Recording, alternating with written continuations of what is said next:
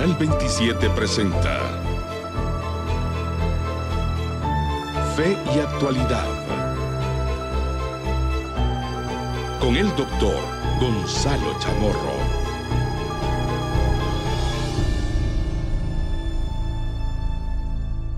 Muy buenas noches, queridos amigos de Canal 27, el canal de la esperanza. Soy Gonzalo Chamorro y es un placer darle la cordial bienvenida a este espacio televisivo de fe y actualidad. No se olvide, un programa que pretende responder desde una perspectiva bíblica, teológica, histórica y científica a los dilemas morales que nos plantea el escenario contemporáneo.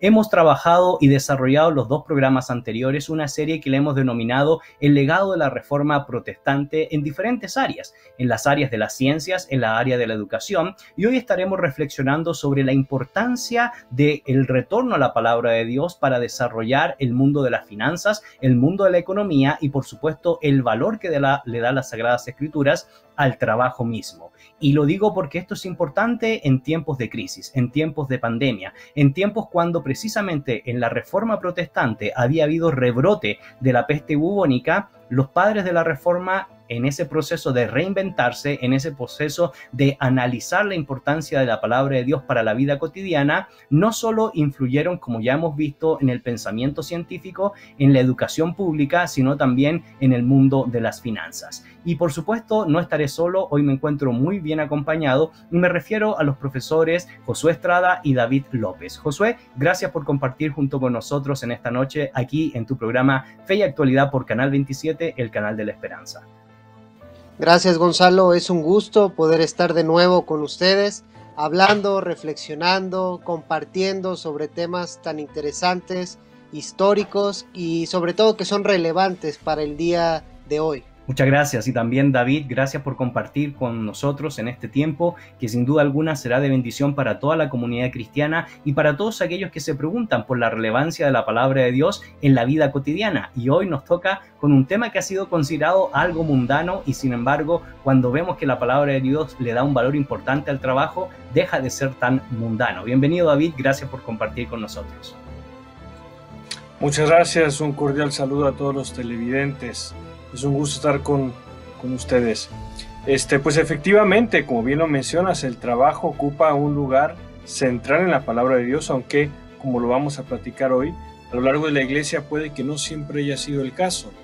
Pero, como bien lo mencionas, es una interesante charla, es una charla que nos llevará por distintos momentos a lo largo de la historia humana y la historia del cristianismo, y pues esperamos con ansias que se pueda dar una excelente conversación. En medio de eso, Josué, inevitablemente no podemos dejar de mencionar que en estos días estamos viviendo crisis a nivel mundial. La economía se ha contraído en diferentes áreas, aunque sorpresivamente en medio de la pandemia, en medio del COVID, cuando uno estudia los índices económicos, y que no vamos a hacer una reflexión profunda de eso, interesantemente se ha logrado mantener. El quetzal, por ejemplo, mantiene un precio en relación al dólar muy estable. En estos días ha crecido el Nasdaq, en estos días ha mantenido de manera correcta el Dow Jones, pero en otras naciones donde lamentablemente no hay libertad económica, las situaciones se han vuelto complejas y obviamente esto ha generado desempleo, esto ha generado pérdida de la monetización, capitalización y ahorros,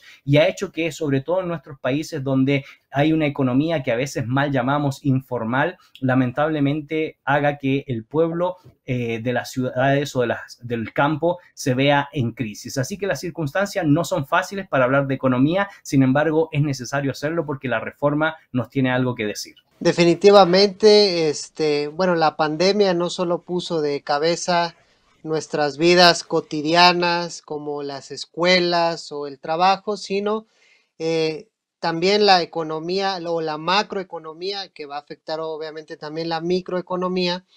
Va a ser un duro, ya está haciendo o ya pegó un golpe duro, pero algunos dicen que el efecto económico todavía está por verse en estos meses que siguen. Y sí, definitivamente muchos empleos se han perdido, muchas empresas han tenido que cerrar porque quizás su giro de comercio no les ha permitido sobrevivir en medio de la pandemia, contrario a otras como la comida. y aún así hay empresas de comida que han tenido que cerrar porque no pueden sobrellevar un ritmo económico como el que antes habían llevado. Así que sí, es algo difícil, algo que tenemos que tocar y es algo que vamos a tener que vivir. Y de hecho, en ese sentido, David, también en estos días existe mucha especulación en términos económicos porque hay predicciones de lo que va a pasar en naciones que son potencia a nivel mundial, pero también hay predicciones que van a suceder en ciudades que no son necesariamente una potencia económica, que todavía en muchos contextos manejan inclusive sistemas de latifundio o sistemas de casi feudal al estilo de la Edad Media, donde las economías no han podido desarrollarse porque no hay una fuerza moral, porque no hay una fuerza jurídica que pueda respaldar el desarrollo económico. Así que en medio de tantas predicciones, eso indudablemente genera algo de tensión, algo de temor en relación a lo que va a acontecer el día de mañana, como planteaba Josué. Efectivamente, y hay muchos factores a considerar. Está el factor, como bien mencionas, político, cómo van a reaccionar los gobiernos, cómo va a reaccionar el sector económico ante la crisis. Pero también está el factor netamente económico que podríamos medir en base a lo que se ha pronosticado desde el Fondo Monetario Internacional. Voy a mencionar dos datos, ¿no? El del Fondo Monetario Internacional y de la agencia Reuters, que hizo una investigación, una encuesta a muchísimos economistas, y las respuestas variaron desde las personas que hablaban de una tasa de encogimiento de un 6% y de aquellos que hablaban de un crecimiento de un 0.15%. Ahora, para darles una idea más o menos de lo que estas cifras representan, la crisis económica del 2008-2009 representó una contracción del 0.1% de acuerdo al Fondo Monetario Internacional, del 0.1%. O sea, la economía no creció, sino que se contrajo un 0.1%. Los pronósticos, de acuerdo no a Reuters, sino al Fondo Monetario Internacional en este caso, son de aproximadamente un 3% de contracción de toda la economía global. Esta va a ser la crisis probablemente, de acuerdo a lo que ellos comentan, más grave después de lo que se vivió en la Gran Depresión a inicios del siglo pasado. En la Gran Depresión se habló de un 15% de contracción de la economía mundial. Entonces, a lo que vamos con eso es que, de acuerdo a los economistas, sí va a haber definitivamente una contracción, va a haber un decrecimiento, una ralentización, se va a volver más lento el proceso económico, y esto va a conllevar inmediatamente y también indefectiblemente pérdidas económicas, pérdidas de trabajo, pérdidas de capital que va a afectar sí o sí a toda la población. Y una de las cosas interesantes, Gonzalo, Josué, perdón y obviamente, que te interrumpa. sí, Con esto que decía David, hay muchas proyecciones que sí hablan de que vamos a tener quizá crisis como no las habíamos tenido desde hace muchos años atrás. Sin embargo, hay que recalcar, yo creo, una cuestión que tú has venido diciendo a lo largo de todo este periodo de reflexiones en los distintos programas, que toda crisis también se va a volver en una oportunidad, porque el mercado, hablando de mercado, de este proceso de intercambio de bienes y servicios, aunque se pueden hacer proyecciones, hay que recordar que también están todos aquellos procesos espontáneos y va a haber empresas que se van a reinventar, van a haber negocios que van a tener aires nuevos y que esta crisis los va a hacer renovarse, y de eso va a depender mucho que algunos salgan de la crisis o algunos se estanquen, porque si seguimos creyendo que vamos a entrar a una nueva normalidad, también tenemos que entrar a un nuevo proceso de mercado, y eso es reinventándose. Exactamente, y casualmente iba a eso, Josué, porque obviamente por un lado están las estadísticas que nos planteó David, de no hay que negarle el estudio y las previsiones que se dan en el campo económico, pero también no es menos cierto que estas crisis pueden generar una nueva oportunidad de abrir nuevos negocios, de emprender nuevas dinámicas para poder desarrollarnos, para poder salir no solo de la subsistencia, sino generar potencialmente ahorro, una finanza correcta, que los préstamos en los bancos puedan ser una realidad. Y lo digo porque casualmente esto nos conecta, Josué, precisamente con la Reforma Protestante, porque en la Reforma Protestante una de las cosas que se desarrolló fue precisamente esta economía que dio la posibilidad de desarrollar a una buena parte de las naciones europeas. Economía que indudablemente se da en tiempo de la crisis de la peste bubónica, en medio de la crisis que dejó la Guerra de los 100 años, el fin del sistema feudal, y en medio de ese fin del sistema feudal, mucha de la gente, como hemos dicho en otras ocasiones, se iba a vivir a la orilla de los castillos, a la orilla de los reyes, nobles o duques de la época, para poder desarrollar lo que vendría a ser la incipiente economía de mercado, porque precisamente los mercados comienzan a desarrollarse en esa época, es decir,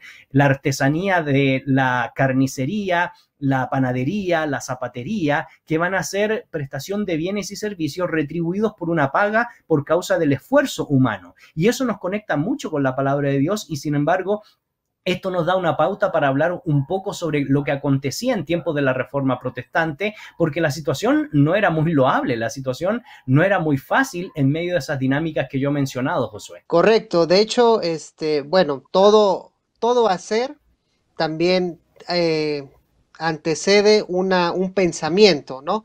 Entonces, como tú bien dices, las cosas se reinventaron en esta etapa de la Reforma, y no fue nada fácil porque, según algunos estudiosos, han visto de que en cierta parte del cristianismo o en la historia del cristianismo, el proceso de, por poner un ejemplo, de préstamo con interés no fue bien visto en la historia. Y aquí podemos ver que de hecho los judíos siempre desempeñaron un papel sobresaliente en todo esto. Sin embargo, también los estigmatizó un poco.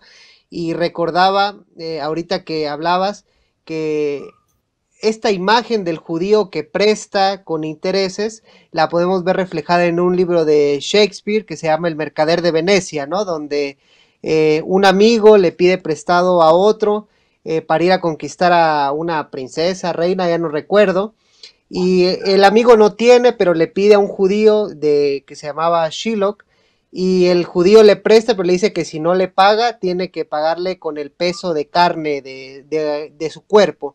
Entonces vemos cómo se estigmatiza al judío por esta cuestión de préstamo, interés, y de hecho a través de la historia va a haber varias condenas del cristianismo hacia este ejercicio. Eso te iba a mencionar, ¿sí? Porque casualmente los judíos que fueron expulsados, por ejemplo, de España en tiempos de Isabel la Católica y Fernando de Aragón, fueron expulsados en cierto sentido por esa estigmatización, falsa estigmatización que se desarrolló en concilios anteriores, como por ejemplo en la época del Segundo Concilio Laterano, el Tercer Concilio Laterano, en el Concilio de Viena en el año 1311, donde precisamente se ordenó investigar a todos aquellos gobernantes, inclusive judíos, que desarrollaban este tipo de préstamos, y donde era mal visto, y eso tiene un marco histórico importante de reconocer, Josué, en el marco histórico. Y bueno, como te decía, esta obra de Shakespeare, curiosamente, es no a la par de la Reforma, pero está en el siglo de la Reforma, se publica, si no me equivoco, en 1600, entonces vemos ahí la figura del judío, cómo está estigmatizada, pero lo que algunos marcan es que hay que hacer una diferencia entre el préstamo con interés o este servicio bancario y la usura, que la usura es la que sí vieron mal muchos reformadores, por ejemplo Calvino, mientras el ejercicio del trabajo, de la retribución del trabajo, de que tengas tus bienes y que nadie te los quite, esa visión fue positiva en la Reforma Protestante, sobre todo en los calvinistas. Y eso hay que mencionarlo y lo analizaremos quizás en la segunda sección del programa. Sin embargo, David, es importante mencionar y recordar que el caso del sistema feudal, la retribución por el noble era precisamente el cuidado de las familias que vivían dentro del feudo. Es decir, no necesariamente se les pagaba un salario producto del trabajo,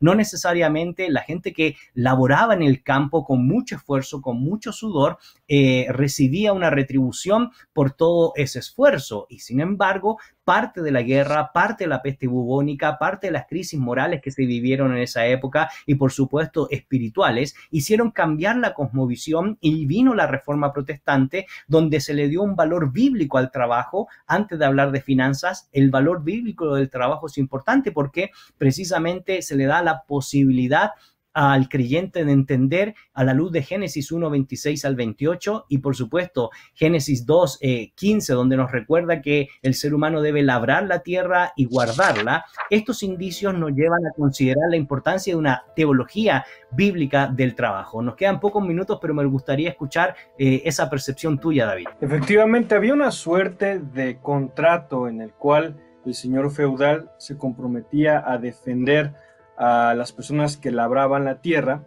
y en pago de esa protección que él les daba, ellos pues no solamente daban los frutos de su trabajo, sino también combatían por él. O sea, esta imagen que tenemos del gran caballero con una espada, un escudo y todos los ejércitos luchando con espadas y escudos es un poquito hollywoodesca. Realmente los campesinos también luchaban, y ellos luchaban con picas, con los azadones, con los instrumentos de labranza, ¿no?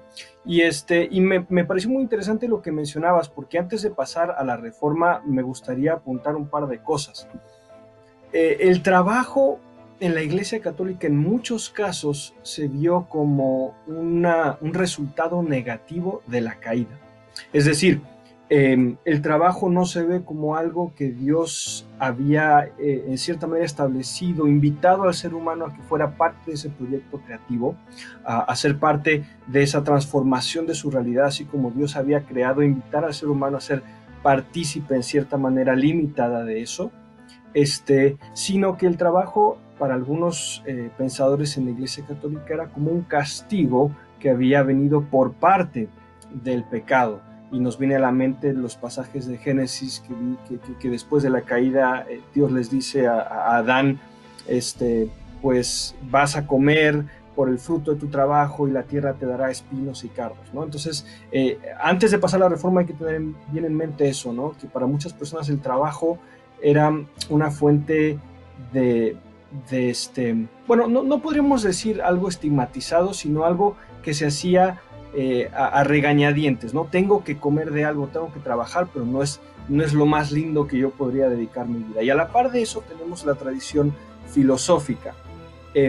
Recordemos estaremos dialogando precisamente de eso cuando retornemos de esta pausa, porque es un tema muy importante de cómo la Reforma Protestante, leyendo las Sagradas Escrituras, vuelve a darle un sentido espiritual, moral y por supuesto relevante al trabajo en medio de unas circunstancias complejas y difíciles, no solo políticas, sino también filosóficas de ese periodo. Este es su programa Fe y Actualidad por Canal 27. No se desconecte de la sintonía, ya regresamos.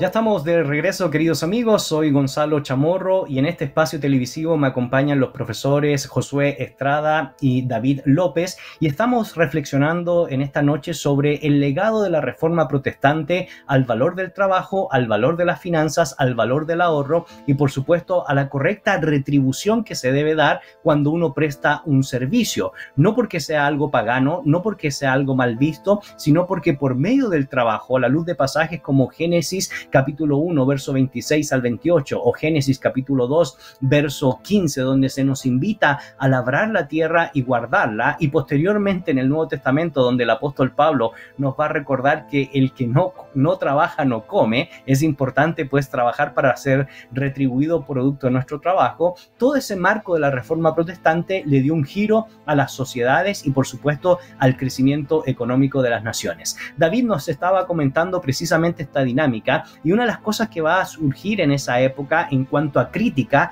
respecto a los sistemas económicos y a los sistemas filosóficos de ese periodo era en primer lugar que en la gran mayoría de la Edad Media existía esa visión greco-romana y germánica de que lo único realmente rentable, lo único que debía dar ganancia era o la vida religiosa o la vida militar. Cualquier otra cosa que uno desarrollara en el campo o en otras áreas de la vida política, económica y cívica era mal visto o era visto de segunda categoría con falta de piedad. Sin embargo, en esa conversación nos quedamos, David, y te vuelvo a ceder la palabra para que puedas terminar la idea que estabas compartiendo. Muchas gracias. Bueno, lo resumiste muy bien. Básicamente era comentar eso, ¿no? Los filósofos podían filosofar y pasar el día hablando y dialogando, porque atrás de ellos había un montón de esclavos trabajando para ellos, ¿no? Entonces, el trabajo manual, el trabajo del campo no era visto como algo a lo cual uno desearía aspirar. Era algo tal vez de segunda categoría, como bien mencionabas. Y el otro aspecto que me gustaría comentar era que antes de la Reforma la Iglesia Católica también tenía muchos intereses en la repartición de tierras, porque ellos eran los poseedores de grandes extensiones de tierra, y al llegar la Reforma también hubo un resquebrajamiento de ese esquema que permitió que muchas personas empezaran a contrabalancear el poder que tenía la Iglesia Católica, y que por ende también la Iglesia Católica pues reaccionó como era de esperarse, ¿no? Correcto. Y en ese sentido, Josué, esto nos permite un poco dialogar acerca del antecedente más elemental que nos permite hablar de cómo la Reforma Protestante, al darle un valor bíblico al trabajo, al darle un sentido moral al préstamo en contra de la usura, no es menos cierto que la gran mayoría de pensadores, como mencionaba David, en esa época se adjudicaban al pensamiento aristotélico de que ser retribuido por el trabajo pues era algo como mal visto, y a eso se le adjunta lo que yo mencioné de la visión de que lo único que debe ser retribuido o reconocido en términos de papel moneda, en términos de oro, en términos de plata, era la vida religiosa en el mundo pagano y era la vida militar. Y sin embargo, en medio de eso, la tradición romana occidental, sobre todo a partir del siglo XII, planteó precisamente que el préstamo interés era algo pecaminoso. Sin embargo, no seguía una fuente bíblica, más bien seguía un pensamiento filosófico a partir de Aristóteles. Y esa visión era la que permeó casi toda la gran mayoría de la Edad Media, hasta que comienzan a desarrollarse todas estas crisis que hemos mencionado. La crisis de la Guerra de los 100 años, la peste bubónica, la crisis moral y espiritual de la Iglesia y el surgimiento de la Reforma Protestante, Josué. Sí, también con lo que hablaba David, había algunos que pensaban que cierto trabajo manual era como inferior, o para las personas que tenían como inferioridad. Lo importante para algunos en época antigua era el conocimiento, la sabiduría, el reflexionar. Eso nos da un poco de contexto de por qué el fenómeno de mercado no fue bien visto. Hay que recordar que los filósofos o los teólogos de esta época que estamos hablando eran muchas veces o eran enfocados a lo moral, es decir, eran teólogos morales. Y el teólogo moral va al objeto, al fin y a la circunstancia de la acción, siendo el fin la intención última. Pongámoslo con un ejemplo. El filósofo moral se va a preguntar: ¿para qué compraste ese chocolate? ¿O para qué compraste ese, poniéndolo en términos actuales, ¿para qué compraste ese carro? Pero ya desde la época de la Reforma, diversos cristianos fueron perspicaces a no solo ver el fin último o la intención, sino también ver que hay acciones que tienen consecuencias, vamos a ponerle así, no intentadas, más allá de lo moral. Por ejemplo, veían que al comprar, por ejemplo, el chocolate, también se le daba valor a los factores de producción que producen el chocolate.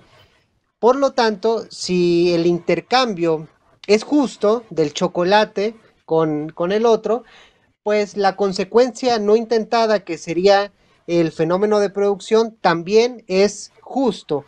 Esto va a ser muy importante porque va a ser un programa que van a heredar los, por ejemplo, el iluminismo escocés con Smith, Hume o Ferguson, que de cierta manera beben también de las fuentes del protestantismo. Entonces vemos cómo la reflexión da un paso más allá de lo que se pensaba en el contexto. Correcto. Y eso me llama mucho la atención porque tú mencionaste, David, algo que es sumamente importante recordarlo.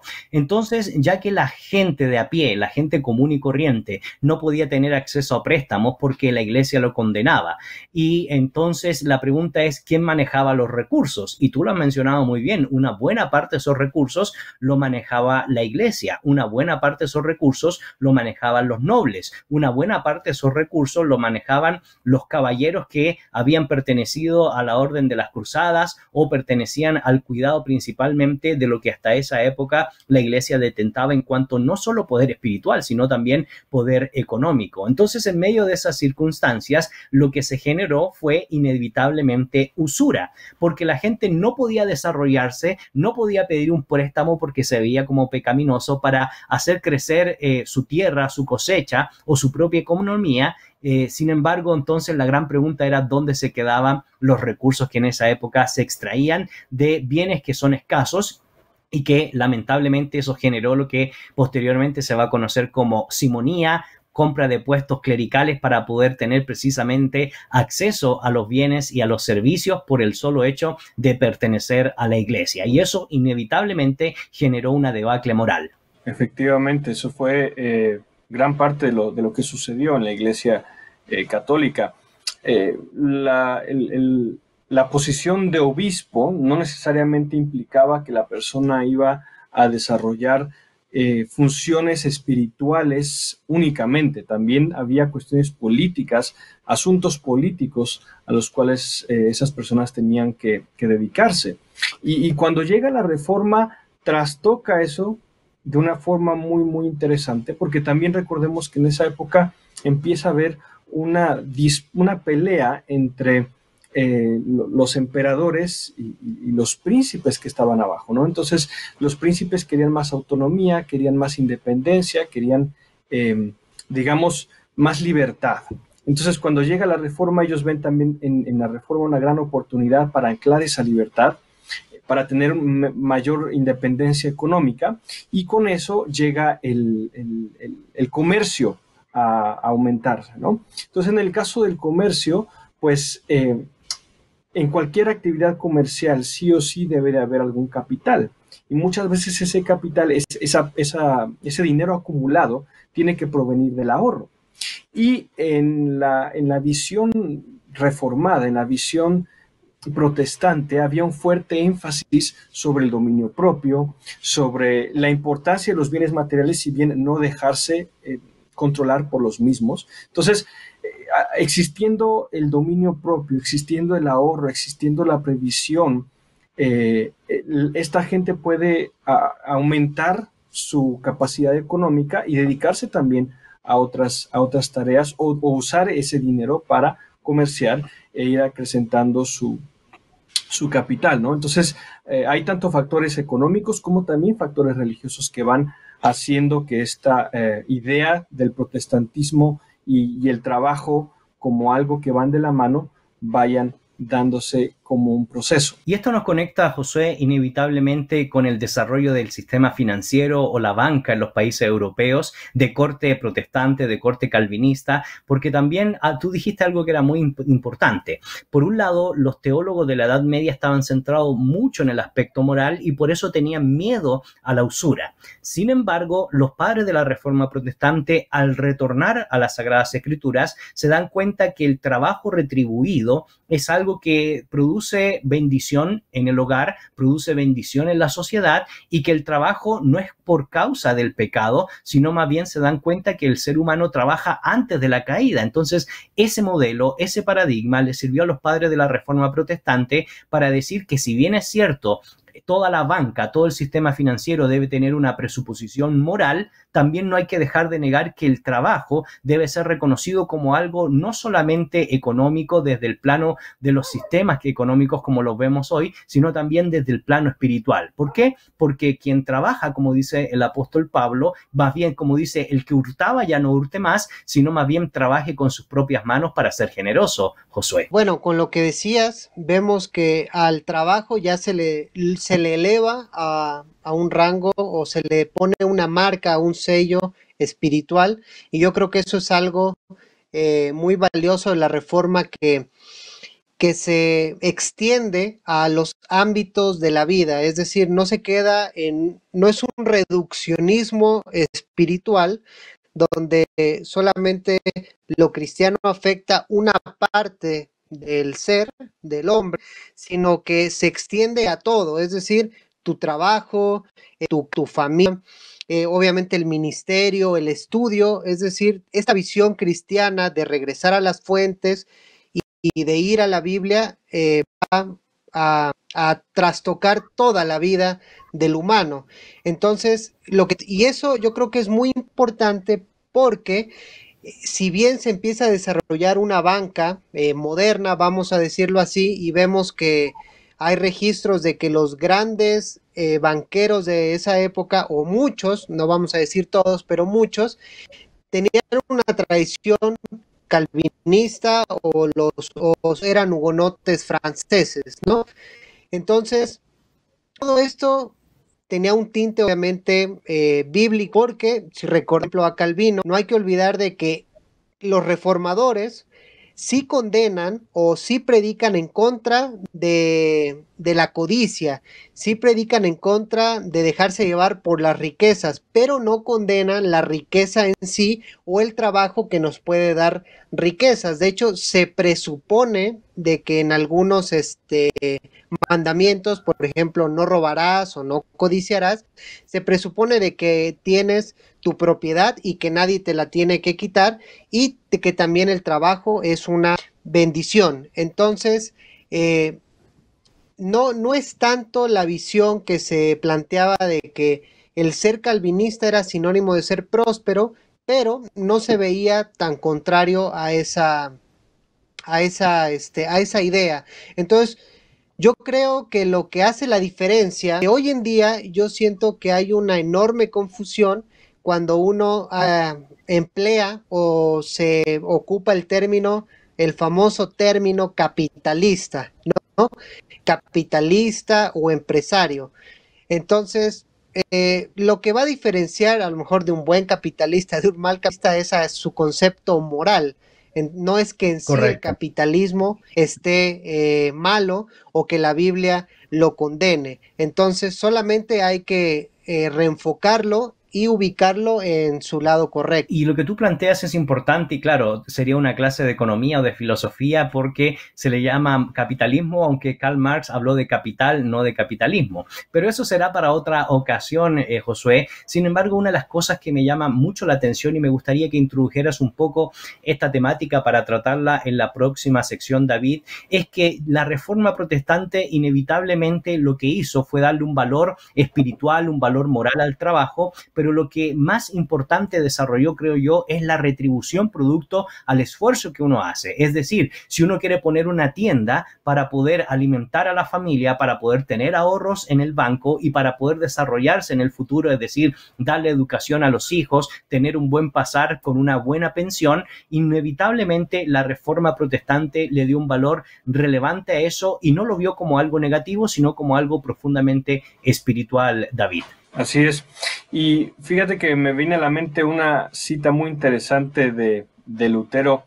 Él mencionaba: cuando un ama de casa cocina y limpia y realiza otras tareas domésticas, porque ese es el mandato de Dios, incluso tan pequeño trabajo debe de ser alabado como un servicio a Dios, porque sobrepasa en mucho la santidad y el ascetismo de todos los monjes y monjas. En esa época, si uno era un monje o una monja y se dedicaba de lleno a estudiar las Sagradas Escrituras, a ayunar, a ayudar a otros, uno era visto como una persona a otro nivel espiritual. Pero llega Lutero y llega esta idea, esta revolución en la Reforma y dice: no, una ama de casa está haciendo un trabajo incluso mayor. ¿Por qué? Porque está participando de esta invitación al acto creativo que Dios nos da, ¿no? Entonces, esto revitaliza a la iglesia, a la sociedad de una manera increíble, ¿no? La persona que está trabajando... Y David, y si se dice de una ama de casa, también se dice de un arquitecto, de un albañil, de un ingeniero, de un profesor, y así podríamos estar diciendo, porque se valoriza cada una de las técnicas que se daban en esa época, David. Efectivamente, y tristemente en muchos casos vemos a personas diciendo, sí, hermano, pues Dios no me ha llamado al ministerio todavía, y yo quiero que el Señor me llame al ministerio porque ya no estoy feliz en mi trabajo. Y no, o sea, para los reformadores, tu trabajo es igual de importante que el trabajo que realiza un pastor, ¿no? Ya dirían después muchos reformadores, es distinto, pero no menos importante. Entonces, lo que va haciendo esto es generando una mejor comprensión de la importancia del trabajo, de la importancia del ahorro, de la importancia de la diligencia. Ya el ser humano no es visto como alguien que a regañadientes tiene que trabajar, sino como alguien que gozosamente participa de esta bendición de Dios, que incluso trae beneficio espiritual a su vida. O sea, es un proceso también que permite que el cristiano se vaya santificando. El trabajo es algo con lo cual el ser humano puede obedecer a Dios y glorificar a Dios. Correcto. Entonces, esta es una implicación, tiene implicaciones muy fuertes, es una invitación a todas las personas, incluso que nos están viendo ahora, a revalorizar su trabajo, el que esté trabajando en una fábrica, el que esté trabajando en el campo. En cada una de esas labores usted está glorificando a Dios, ¿no? Y para mí esto es increíble. Y estaremos dialogando sobre ese tópico precisamente en la tercera sección de este programa, porque la gran pregunta que tenemos que hacernos, queridos amigos, es, ya hemos entendido que el trabajo es importante para Dios, que hay bendición cuando uno labora con sus propias manos para ser generoso y para dar un bien pasar a nuestra familia, y sin embargo, en medio de pandemias, en medio de crisis, ¿qué es lo que debemos hacer? Pues ya retornamos y le contaremos aquí en su programa Fe y Actualidad.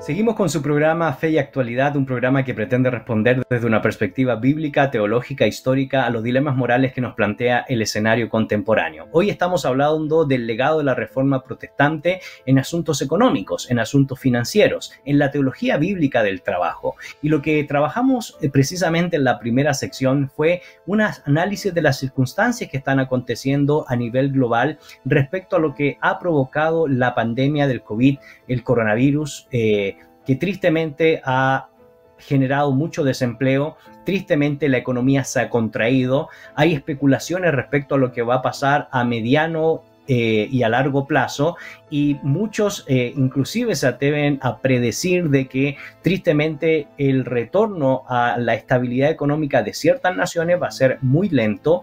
Y sin embargo, en medio de eso nosotros hemos podido aprender que a la luz de la historia, y sobre todo lo que reflexionamos en la segunda sección de este programa, pudimos ver cómo en tiempo de la Reforma Protestante, tiempo de mucha crisis moral, crisis espiritual, crisis económica, fin del sistema feudal, la guerra que provocó la guerra de los 100 años que provocó en toda la Europa entre Francia e Inglaterra, y por supuesto la peste negra o la peste bubónica, generó una tremenda oportunidad para poder desarrollar una nueva dinámica, sobre todo para poder invertir en un sistema económico de la creación de los mercados artesanales, como por ejemplo la industria de la zapatería, la industria de la carnicería, la industria de la panadería, entre otras circunstancias que se desarrollaron gracias a en cierto sentido, un retorno formal a las Sagradas Escrituras y el valor bíblico del trabajo, pero también gracias a la crisis que se vivió en esa época. Y digo gracias porque, aunque se perdieron vidas humanas, eso dio la posibilidad de desarrollarse.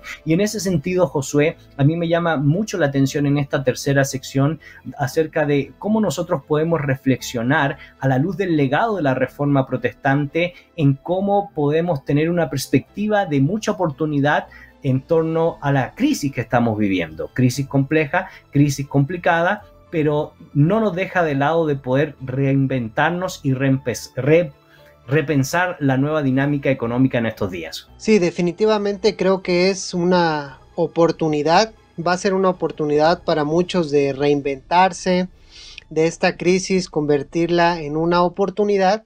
Y esto yo creo que es perfectamente compatible con la teología cristiana, con la Biblia, porque a veces se tiene un poco de miedo, hay cierta idea falsa que la había comentado un poco atrás, de que, bueno, trabajar no se ve tan mal hoy en día, obviamente, no come quien no trabaja, pero hay muchas personas que a lo mejor tienen ideas o tienen iniciativas y a veces se tiene miedo de emprender cierto negocio y llevar a cabo esa idea porque hay cierto pensamiento que ha permeado en la sociedad en general, donde el comerciante o al que le va bien producto de su trabajo, de su negocio honesto, se le ha catalogado como que, bueno, quién sabe dónde está sacando dinero, un explotador, cierta sinfín de ideas que yo creo que no hacen muy bien a la humanidad. Pero si recordamos que el ser humano es una persona creada a imagen de Dios y se le ha dado la oportunidad y la creatividad también de participar en esta creatividad divina, y la persona tiene voluntad, es decir, un libre albedrío, puede aprovechar esta oportunidad de escasez, y lo relaciono con la escasez porque la escasez no es en sí mala ni producto del pecado, sino la escasez es un tema cultural. ¿A qué me refiero con esto? Que los bienes y servicios no están dados por la naturaleza o no están dados totalmente en la naturaleza, como en los animales, por ejemplo, sino que el hombre tiene que producirlos. Y en esa producción obviamente va a intervenir el ámbito cultural. Por ejemplo, no va a ser lo mismo una cultura japonesa o china o una cultura latinoamericana. Los bienes y la escasez va a demandar otro tipo de productos. Entonces, el ser humano va a necesitar que se produzcan todas estas demandas que va a surgir en la sociedad. Y ahí es una oportunidad para que el cristiano pueda detectar algunas de estas e empezar a, por ejemplo, los que tienen negocios, a reinventarse y focalizar y tener como un otro aspecto en su negocio, por ejemplo, y que siempre poniéndolo en las manos de Dios, porque como decía una oración, el trabajo lo encomendamos a Dios para que sea honrado. Correcto. Y en ese sentido, David, algo que menciona Josué que es muy importante es que no podemos olvidar que Dios nos ha creado con una capacidad de reflexionar, de pensar, de crear, de producir, porque somos imagen de Dios. Y en ese momento yo recuerdo un ejemplo de lo que está aconteciendo en medio de esta crisis. Por ejemplo, en Santiago existe un joven que perdió su trabajo, que no tenía cómo poder apoyar a su familia y decidió un día, tenía en su mano 10,000 pesos, que eso en dinero guatemalteco son 100 quetzales aproximadamente. No tenía absolutamente nada más. ¿Y qué es lo que hizo? Compró 2 libras de pan francés. En medio de esa compra colocó queso fresco, tomate, albahaca y desarrolló un sándwich naturista o natural para todos aquellos vegetarianos. Con eso gastó 70 quetzales y compró aparte de eso una gorra de chef y se paró en el centro de Santiago en medio del dolor, en medio de la crisis, en medio del sufrimiento, donde sabía que no podía alimentar a su familia si no ganaba algo producto de esa inversión de lo único que tenía, 100 quetzales. Ahora, lo que dijo José es importante, porque esta persona que estaba viviendo la crisis era un hombre de fe, un hombre que oró al Señor, confió en la provisión de él y Dios abrió las puertas, pero también influyó mucho la creatividad y la inventiva a tal grado que hoy este muchacho tiene una cadena de carros por todo Santiago y por todo Chile donde ofrece sándwich para gente vegetariana. Así que, nuevamente, toda crisis es una oportunidad, David. Sí, y se me viene a la mente lo siguiente, ahorita que mencionas eso.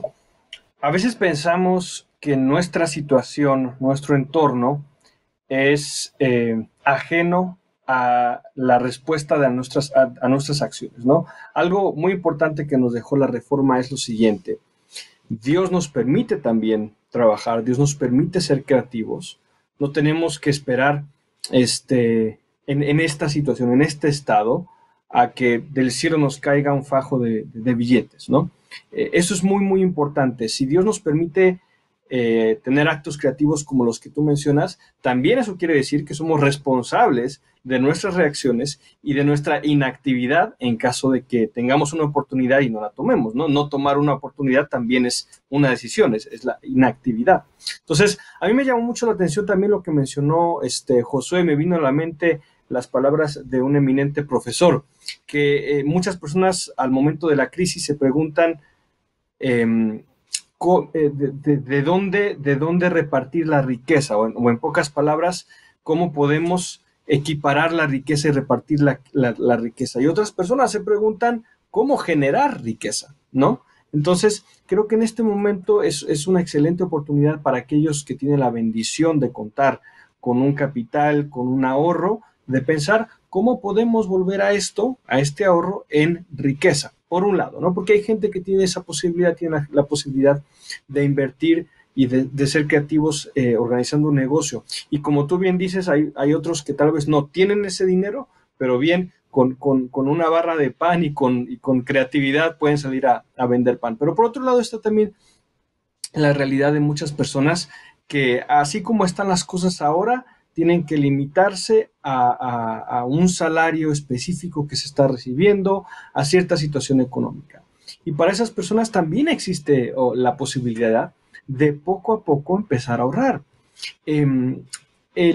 La teología reformada también nos dejó un legado muy importante respecto al correcto lugar de las riquezas, al correcto lugar del ámbito económico del cual estamos hablando, del cual no proviene nuestra felicidad. Nuestra felicidad y nuestra plenitud no proviene de nuestras ganancias materiales, proviene del Señor. Entonces, en un mundo consumista que premia al que tiene más, al cual constantemente nos vemos bombardeados con anuncios y con invitaciones a gastar y a disfrutarlo ahora, la Reforma nos invita a no vivir en el ahora, a pensar a largo plazo, a recordar que nuestra felicidad no viene de las ganancias económicas, no viene de las cosas que nosotros obtengamos, sino de Dios y de su revelación y de nuestra vida en Cristo. Y teniendo esa felicidad en nuestros corazones, teniendo y recibiendo esa bendición de Dios en nuestros corazones, podemos ahora decir, bueno, esto que tengo económicamente, tal vez en este año no pueda comprarme el carrito que yo deseaba, pero tal vez en unos 20 años, si ahora cada fin de mes logro ahorrar 100 quetzalitos, en unos 20 años ya tengo el carrito que le va a servir a mis hijos para salir adelante, etcétera, etcétera, ¿no? Entonces, correcto, ir cultivando también una visión de largo plazo. Lo que tú mencionas es de suma importancia, queridos hermanos, porque en este contexto, en este programa, lo que hemos aprendido es que la Reforma Protestante le dio un valor bíblico al trabajo en medio de análisis, en medio de coyuntura donde se veía como pecado el sistema de préstamo a interés. De hecho, se veía como inferior el trabajo en el campo. Lo único que se catalogaba en ese periodo de la Baja Edad Media era la vida religiosa o la vida militar. Y sin embargo, uno de los elementos interesantes que nosotros aprendimos en este proceso de crisis, pandemia, peste bubónica, guerra, problemas morales, problemas espirituales, es que el retorno a la palabra de Dios nos pone en una correcta ubicación respecto al trabajo y respecto a las finanzas. Y por eso lo que aprendimos de los padres de la Reforma, volviendo a las Sagradas Escrituras, es que es pecado la usura, es que los banqueros deben tener principios morales, debe haber certeza jurídica para que nadie rompa el pacto de los acuerdos que hacen aquellos que piden el préstamo, pero también lo que decía David, que es de suma importancia, Josué, y que debemos recordarla en esta labor pastoral, es que las riquezas son solo un medio, nunca es un fin, porque nosotros confiamos en el Dios que provee y nos provee de la creatividad para poder desarrollarnos y nos da la posibilidad de ser precisamente personas que somos agentes de la bendición de Dios, porque somos personas morales, trabajamos con nuestras propias manos, no hurtamos, no robamos, sino más bien dependemos de ese trabajo que Dios nos da para hacerlo honradamente. Pero aparte de eso, se nos invita a ahorrar para prever el futuro y en medio de ese ahorro depender también del Señor. Pero nuevamente, ¿para qué? Para que cumplamos la labor de ser mayordomos de esta creación. Ese es el propósito final, la mayordomía expresada a través de la familia, de la iglesia y por supuesto de la sociedad, de todo lo que Dios nos da día a día, Josué. Sí, va a ser un tiempo definitivamente de cambios y como bien decía David, quien a lo mejor no tenga el capital para emprender cierta idea, que no siempre se necesita de mucho capital. Con el ejemplo que tú diste, recordaba, no sé si te acuerdas, una historia que nos contaban en un pueblo que había mucho mango, que alguien le pedía a la gente que si le daba el mango que había tirado sus árboles, que nadie los estaba recogiendo y se echaban a perder, y que los recogió y que la gente se los regalaba y él del mango hizo cierto fresco, ciertos productos de un mango de helados de mango que se estaba echando a perder y que la gente se los dio y sin saber, y pues el Señor lo prosperó y le permitió desarrollar un negocio, podríamos decir casi a partir de cero capital, sino de la creatividad, que vio una oportunidad en lo que se estaba desperdiciando, vamos a decirle así, de la naturaleza. Pero ya que no todos vamos a ser empresarios o vamos a tener un negocio después de esta época, va a ser un buen momento también para ahorrar y centrar nuestros gastos, porque tenemos que ser sinceros, hay cosas en las que gastamos que no son necesarias y que podemos abstenernos de ellas. Nos va a ayudar a centrar en lo verdaderamente importante, y yo creo que aquí, como bien recalcaba David, si el Señor no nos está ayudando, en vano hacemos las cosas. Entonces lo primero es poner todo en manos del Señor, confiar en Él, y aunque nos veamos un poco apretados, aunque nos veamos que no hay para mañana, pues recordar lo que dice Mateo, que cada día trae su propio afán, y primeramente hay que buscar el reino de Dios y su justicia, y sobre todo va a ser una oportunidad para ayudar al más necesitado y a aquel que no tiene, y que el Señor nos ocupe como un medio para poder hacer llegar la bendición a los que están más afectados. Muchas gracias, Josué y David, por esas palabras, y lo que podemos reflexionar para sintetizar es que indudablemente Dios es el que bendice por medio del trabajo. Dios es el que nos da la oportunidad de poder desarrollarnos. Si usted es retribuido por su trabajo, no se olvide que no es pecado, más bien es parte de ser buenos administradores de lo que Dios nos ha dado. Y en ese sentido estamos profundamente agradecidos con ustedes, queridos televidentes, sobre todo con los socios honorarios que permiten que este programa se transmita a través de Canal 27. Y si usted todavía no es socio honorario, queremos invitarle que pueda ser parte de este ministerio que bendice no solo al pueblo guatemalteco, sino a aquellos que están más allá de esta frontera, que están buscando contenido bíblico, que están buscando palabras de esperanza, que están buscando el evangelio de nuestro Señor Jesucristo. Hoy hemos aprendido acerca del legado de la Reforma Protestante para la teología del trabajo, para las finanzas, para el ahorro, y por supuesto para recordar que en medio de las circunstancias difíciles, como se dio en la Reforma Protestante, hoy también nosotros podemos desarrollar la mente y la creatividad que Dios nos da. David, muchas gracias por acompañarnos el día de hoy. Por la invitación, un caluroso saludo a todos nuestros televidentes, y simplemente quería terminar recordándoles lo siguiente: si podemos santificar a Dios por medio de nuestro trabajo, santifiquemos a Dios y seamos los mejores trabajadores en la empresa, en el campo, en la fábrica. Seamos los mejores, glorifiquemos a Dios en y por medio de nuestro trabajo. Muchas gracias. Brevemente también, Josué, por estar con nosotros, te agradecemos mucho. Gracias a ti, Gonzalo, y a todos los que nos sintonizaron. Bendiciones. Y ustedes, queridos amigos, no se desconecten de la sintonía de Canal 27, porque hay una programación especialmente preparada para cada uno de ustedes. Soy Gonzalo Chamorro y nos encontramos en una próxima oportunidad. Bendiciones.